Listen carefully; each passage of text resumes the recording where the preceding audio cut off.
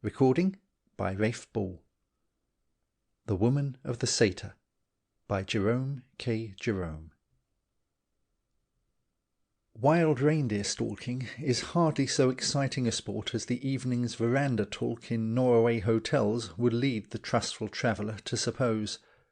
Under the charge of your guide, a very young man with the dreamy, wistful eyes of those who live in valleys, you leave the farmstead early in the forenoon, arriving towards twilight at the desolate hut which, for so long as you remain upon the uplands, will be your somewhat cheerless headquarters. Next morning, in the chill, mist-laden dawn, you rise, and, after a breakfast of coffee and dried fish, shoulder your Remington and step forth silently into the raw, damp air, the guide locking the door behind you, the key grating harshly in the rusty lock. For hour after hour you toil over the steep, stony ground, or wind through the pines, speaking in whispers, lest your voice reach the quick ears of your prey that keeps its head ever pressed against the wind. Here and there, in the hollows of the hills, lie wide fields of snow, over which you pick your steps thoughtfully, listening to the smothered thunder of the torrent tunnelling its way beneath your feet, and wondering whether the frozen arch above it be at all points as firm as is desirable. Now and again, as in single file you walk cautiously along some jagged ridge, you catch glimpses of the green world 3,000 feet below you, though you gaze not long upon the view, for your attention is chiefly directed to watching the footprints of the guide, lest by deviating to the right or left you find yourself at one stride back in the valley, or, to be more correct, are found there. These things you do, and, as exercise, they are healthful and invigorating. But a reindeer you never see, and unless, overcoming the prejudices of your British-bred conscience, you care to take an occasional pop at a fox, you had better have left your rifle at the hut, and, instead, have brought a stick which would have been helpful, notwithstanding which the guide continues sanguine, and in broken English, helped out by stirring gesture, tells of the terrible slaughter generally done by sportsmen under his superintendence, and of the vast herds that generally infest these fields, and when you grow sceptical upon the subject of rains, he whispers alluringly of bears. Once in a way you will come across a track, and will follow it breathlessly for hours, and it will lead to a sheer precipice. Whether the explanation is suicide, or a reprehensible tendency on the part of the animal towards practical joking, you are left to decide for yourself. Then, with many rough miles between you and your rest, you abandon the chase. But I speak from personal experience merely. All day long we had tramped through the pitiless rain, stopping only for an hour at noon to eat some dried venison and smoke a pipe beneath the shelter of an overhanging cliff. Soon afterwards Michael knocked over a riper, a bird that will hardly take the trouble to hop out of your way, with his gun barrel, which incident cheered us a little, and, later on, our flagging spirits were still further revived by the discovery of apparently very recent deer tracks. These we followed, forgetful, in our eagerness, of the lengthening distance back to the hut, of the fading daylight, of the gathering mist. The track led us higher and higher, farther and farther into the mountains, until on the shores of a desolate rock-bound vand it abruptly ended, and we stood staring at one another, and the snow began to fall. Unless in the next half hour we could chance upon a satyr, this meant passing the night upon the mountain. Michael and I looked at the guide, but though, with characteristic Norwegian sturdiness, he put a bold face upon it, we could see that in that deepening darkness he knew no more than we did. Wasting no time on words, we made straight for the nearest point of descent, knowing that any human habitation must be far below us. Down we scrambled, heedless of torn clothes and bleeding hands, the darkness pressing closer round us. Then, suddenly, it became black as pitch, and we could only hear each other. Another step might mean death. We stretched out our hands and felt each other, Why we spoke in whispers, I do not know, but we seemed afraid of our own voices. We agreed there was nothing for it but to stop where we were till morning, clinging to the short grass. So we lay there, side by side, for what may have been 5 minutes, or may have been an hour. Then, attempting to turn, I lost my grip and rolled. I made convulsive efforts to clutch the ground, but the incline was too steep. How far I fell, I could not say, but at last something stopped me. I felt it cautiously with my foot. It did not yield, so I twisted myself round and touched it with my hand. It seemed planted firmly in the earth. I passed my arm along to the right, then to the left. I shouted with joy. It was a fence. Rising and groping about me, I found an opening and passed through, and crept forward with palms outstretched until I touched the logs of a hut. Then, feeling my way round, discovered the door and knocked. There came no response, so I knocked louder, then pushed, and the heavy woodwork yielded, groaning. But the darkness within was even darker than the darkness without. The others had contrived to crawl down and join me. Michael struck a wax vesta and held it up, and slowly the room came out of the darkness and stood round us. Then something rather startling happened. Giving one swift glance about him, our guide uttered a cry and rushed out into the night. We followed to the door and called after him, but only a voice came to us out of the blackness, and the only words we could catch, shrieked back in terror, were, "Saeter Fronen! Saeter Fronen!" The women of the Saeter. "Some foolish superstition about the place, I suppose," said Michael. "In these mountain solitudes men breed ghosts for company. Let us make a fire. Perhaps, when he sees the light, his desire for food and shelter may get the better of his fears." We felt about the small enclosure round the house, and gathered juniper and birch twigs, and kindled a fire upon the open stove built in the corner of the room. Fortunately, we had some dried reindeer and bread in our bag, and on that and the riper and the contents of our flasks we supped. Afterwards, to while away the time, we made an inspection of the strange eyrie we had lighted on. It was an old log-built Saeter. Some of these mountain farmsteads are as old as the stone ruins of other countries.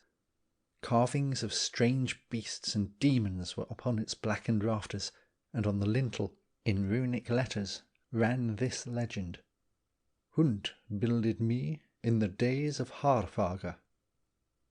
The house consisted of 2 large apartments. Originally, no doubt, these had been separate dwellings standing beside one another, but they were now connected by a long, low gallery. Most of the scanty furniture was almost as ancient as the walls themselves, but many articles of a comparatively recent date had been added. All was now, however, rotting and falling into decay. The place appeared to have been deserted suddenly by its last occupants. Household utensils lay as they were left, rust and dirt encrusted on them. An open book, limp and mildewed, lay face downwards on the table, while many others were scattered about both rooms, together with much paper, scored with faded ink. The curtains hung in shreds about the windows. A woman's cloak, of an antiquated fashion, drooped from a nail behind the door. In an oak chest we found a tumbled heap of yellow letters. They were of various dates, extending over a period of 4 months, and with them, apparently intended to receive them, lay a large envelope, inscribed with an address in London that has since disappeared. Strong curiosity overcoming faint scruples, we read them by the dull glow of the burning juniper twigs, and, as we lay aside the last of them, there rose from the depths below us a wailing cry, and all night long it rose and died away, and rose again and died away again. Whether born of our brain, or of some human thing, God knows. And these, a little altered and shortened, are the letters. Extract from first letter. I cannot tell you, my dear Joyce, What a haven of peace this place is to me after the racket and fret of town. I am almost quite recovered already, and am growing stronger every day. And, joy of joys, my brain has come back to me, fresher and more vigorous, I think, for its holiday. In this silence and solitude my thoughts flow freely, and the difficulties of my task are disappearing as if by magic. We are perched upon a tiny plateau halfway up the mountain. On one side the rock rises almost perpendicularly, piercing the sky, while on the other, 2,000 feet below us, the torrent hurls itself into the black waters of the fjord.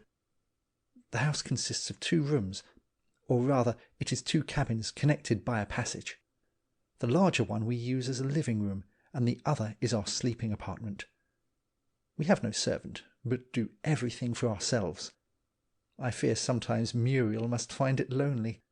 The nearest human habitation is 8 miles away, across the mountain, and not a soul comes near us. I spend as much time as I can with her, however, during the day, and make up for it by working at night after she has gone to sleep. And when I question her, she only laughs, and answers that she loves to have me all to herself. Here you will smile cynically, I know, and say, I wonder will she say the same when they have been married 6 years instead of 6 months? At the rate I am working now, I shall have finished my first volume by the spring, and then, my dear fellow, you must try and come over, and we will walk and talk together amid these storm-reared temples of the gods. I have felt a new man since I arrived here. Instead of having to cudgel my brains, as we say, thoughts crowd upon me. This work will make my name. Part of the 3rd letter, the 2nd being mere talk about the book, a history apparently, that the man was writing. My dear Joyce, I have written you 2 letters, this will make the 3rd, but have been unable to post them. Every day I have been expecting a visit from some farmer or villager, for the Norwegians are kindly people towards strangers, to say nothing of the inducements of trade. A fortnight having passed, however, and the commissariat question having become serious, I yesterday set out before dawn, and made my way down to the valley, and this gives me something to tell you. Nearing the village, I met a peasant woman. To my intense surprise, instead of returning my salutation, she stared at me as if I were some wild animal, and shrank away from me as far as the width of the road would permit. In the village the same experience awaited me. The children ran from me, the people avoided me. At last a grey-haired old man appeared to take pity on me, and from him I learnt the explanation of the mystery. It seems there is a strange superstition attaching to this house in which we are living. My things were brought up here by the 2 men who accompanied me from Drontheim, but the natives are afraid to go near the place, and prefer to keep as far as possible from any one connected with it. The story is that the house was built by one Hund, a maker of runes, one of the old saga writers, no doubt, who lived here with his young wife. All went peacefully until, unfortunately for him, a certain maiden stationed at a neighbouring Saeter grew to love him. Forgive me if I am telling you what you know, but a Saeter is the name given to the upland pastures to which, during the summer, are sent the cattle, generally under the charge of one or more of the maids. Here, for 3 months, these girls live in their lonely huts, entirely shut off from the world. Customs change a little in this land. 2 or 3 such stations are within climbing distance of this house, at this day looked after by the farmer's daughters, as in the days of Hund, maker of runes.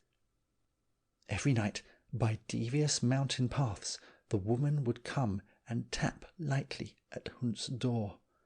Hund had built himself 2 cabins, one behind the other. These are now, as I think I have explained to you, connected by a passage. The smaller one was the homestead. In the other he carved and wrote, so that while the young wife slept, the maker of runes and the Saeter woman sat whispering. One night, however, the wife learnt all things, but said no word, Then, as now, the ravine in front of the enclosure was crossed by a slight bridge of planks, and over this bridge the woman of the Saeter passed and repassed each night. On a day when Hunt had gone down to fish in the fjord, the wife took an axe and hacked and hewed at the bridge, yet it still looked firm and solid. And that night, as Hunt sat waiting in his workshop, there struck upon his ears a piercing cry, and a crashing of logs and rolling rock, and then again the dull roaring of the torrent far below. But the woman did not die unavenged, for that winter a man, skating far down the fjord, noticed a curious object embedded in the ice, and when, stooping, he looked closer, he saw two corpses, one gripping the other by the throat, and the bodies were the bodies of Hunt and his young wife. Since then, they say, the woman of the Saeter haunts Hunt's house, and if she sees a light within, she taps upon the door, and no man may keep her out. Many, at different times, have tried to occupy the house, but strange tales are told of them. "Men do not live at Hunt's Saeter," said my old grey-haired friend, concluding his tale. "They die there." I have persuaded some of the braver of the villagers to bring what provisions and other necessaries we require up to a plateau about a mile from the house, and leave them there. That is the most I have been able to do. It comes somewhat as a shock to one to find men and women, fairly educated and intelligent as many of them are, slaves to fears that one would expect a child to laugh at. But there is no reasoning with superstition. Extract from the same letter, but from a part seemingly written a day or two later. At home, I should have forgotten such a tale an hour after I heard it, but these mountain fastnesses seem strangely fit to be the last stronghold of the supernatural. The woman haunts me already. At night, instead of working, I find myself listening for her tapping at the door, and yesterday an incident occurred that makes me fear for my own common sense. I had gone out for a long walk alone, and the twilight was thickening into darkness as I neared home. Suddenly, looking up from my reverie, I saw, standing on a knoll the other side of the ravine, the figure of a woman. She held a cloak about her head, and I could not see her face. I took off my cap and called out a good night to her, but she never moved or spoke. Then, God knows why, for my brain was full of other thoughts at the time, a clammy chill crept over me, and my tongue grew dry and parched. I stood rooted to the spot, staring at her across the yawning gorge that divided us, and slowly she moved away and passed into the gloom, and I continued my way. I have said nothing to Muriel, and shall not. The effect the story has had upon myself warns me not to do so. From a letter dated 11 days later. She has come. I have known she would since that evening I saw her on the mountain, and last night she came, and we have sat and looked into each other's eyes. You will say, of course, that I am mad, that I have not recovered from my fever, that I have been working too hard, that I have heard a foolish tale, and that it has filled my overstrung brain with foolish fancies. I have told myself all that, but the thing came nevertheless. A creature of flesh and blood, a creature of air, a creature of my own imagination. What matter? It was real to me. It came last night, as I sat working, alone. Each night I have waited for it, listened for it, longed for it, I know now.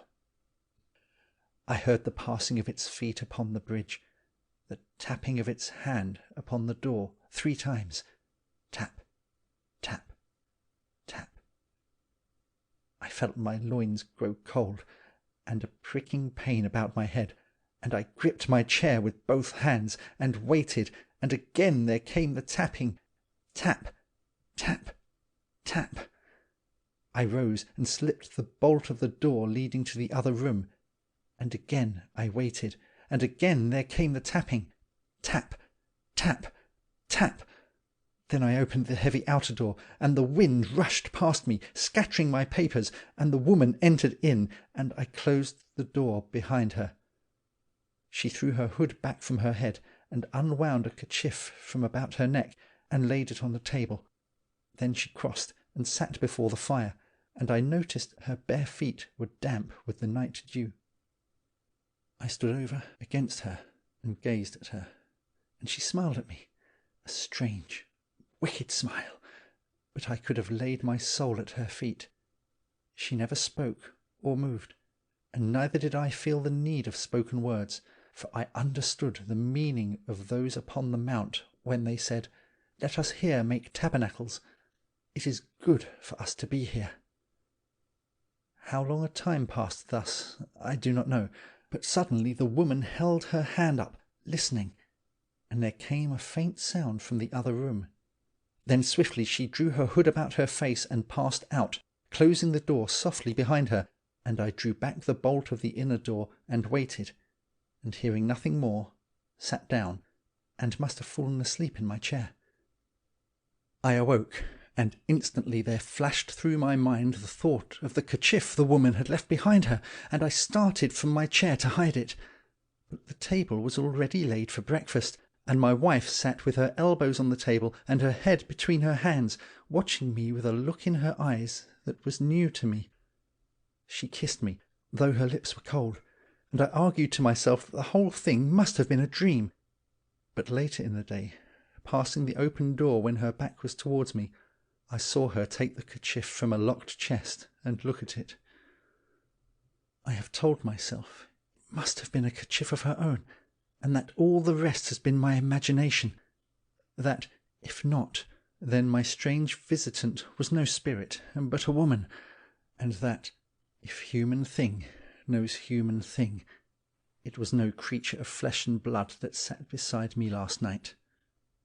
Besides, what woman would she be? The nearest Saeter is a 3 hours' climb to a strong man, and the paths are dangerous even in daylight. What woman would have found them in the night? What woman would have chilled the air around her, and have made the blood flow cold through all my veins? Yet, if she come again, I will speak to her. I will stretch out my hand and see whether she be mortal thing or only air. The 5th letter. My dear Joyce, whether your eyes will ever see these letters is doubtful. From this place I shall never send them. They would read to you as the ravings of a madman. If ever I return to England, I may one day show them to you, but when I do, it will be when I, with you, can laugh over them. At present, I write them merely to hide away. Putting the words down on paper saves my screaming them aloud. She comes each night now, taking the same seat beside the embers, and fixing upon me those eyes, with the hell light in them, that burn into my brain. And at rare times she smiles, and all my being passes out of me and is hers. I make no attempt to work. I sit listening for her footsteps on the creaking bridge, for the rustling of her feet upon the grass, for the tapping of her hand upon the door. No word is uttered between us. Each day I say, when she comes tonight, I will speak to her. I will stretch out my hand and touch her.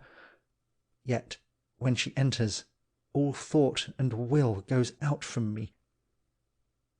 Last night, as I stood gazing at her, my soul filled with her wondrous beauty as a lake with moonlight, her lips parted, and she started from her chair, and, turning, I thought I saw a white face pressed against the window, but as I looked, it vanished.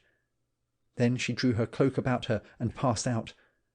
I slid back the bolt I always draw now, and stole into the other room, and, taking down the lantern, held it above the bed. But Muriel's eyes were closed, as if in sleep. Extract from the 6th letter. It is not the night I fear, but the day. I hate the sight of this woman with whom I live, whom I call wife. I shrink from the blow of her cold lips, the curse of her stony eyes. She has seen, she has learnt. I feel it, I know it. Yet she winds her arms around my neck and calls me sweetheart, and smooths my hair with her soft, false hands. We speak mocking words of love to one another, but I know her cruel eyes are ever following me. She is plotting her revenge, and I hate her. I hate her. I hate her. Part of the 7th letter. This morning I went down to the fjord. I told her I should not be back until the evening. She stood by the door, watching me, until we were mere specks to one another, and a promontory of the mountain shut me from view. Then, turning aside from the track, I made my way, running and stumbling over the jagged ground, round to the other side of the mountain, and began to climb again. It was slow, weary work. Often I had to go miles out of my road to avoid a ravine, and twice I reached a high point only to have to descend again. But at length I crossed the ridge, and crept down to a spot where, concealed, I could spy upon my own house. She, my wife, stood by the flimsy bridge. A short hatchet, such as butchers use, was in her hand.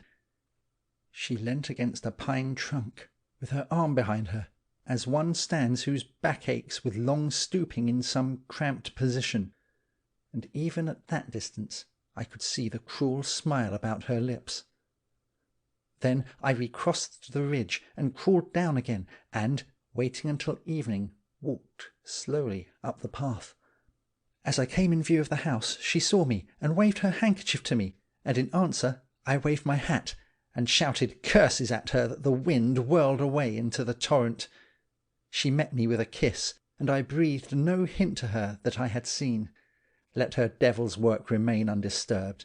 Let it prove to me what manner of thing this is that haunts me. If it be a spirit, then the bridge wilt bear it safely. If it be woman— but I dismiss the thought. If it be human thing, why does it sit gazing at me, never speaking? Why does my tongue refuse to question it? Why does all power forsake me in its presence, so that I stand as in a dream?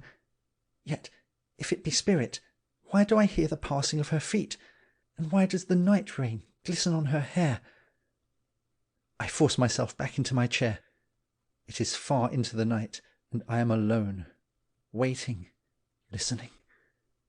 If it be spirit, she will come to me, and if it be woman, I shall hear her cry above the storm, unless it be a demon mocking me. I have heard the cry. It rose, piercing and shrill, above the storm, above the riving and rending of the bridge, above the downward crashing of the logs and loosened stones. I hear it as I listen now. It is cleaving its way upward from the depths below. It is wailing through the room as I sit writing. I have crawled upon my belly to the utmost edge of the still-standing pier, until I could feel with my hand the jagged splinters left by the fallen planks, and have looked down. But the chasm was full to the brim with darkness. I shouted, but the wind shook my voice into mocking laughter.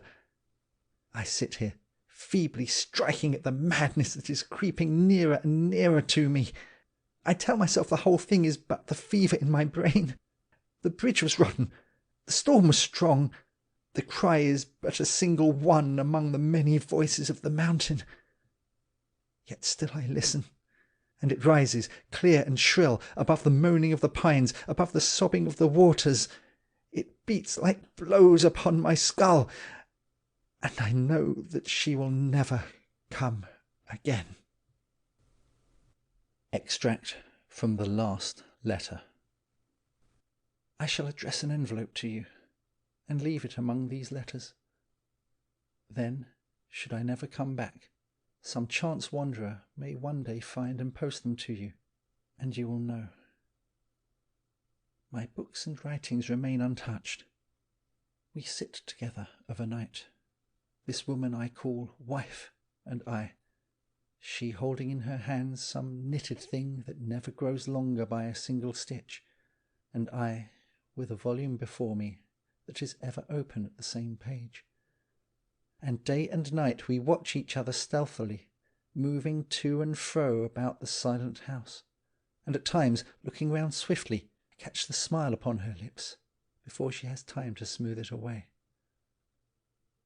We speak like strangers about this and that, making talk to hide our thoughts.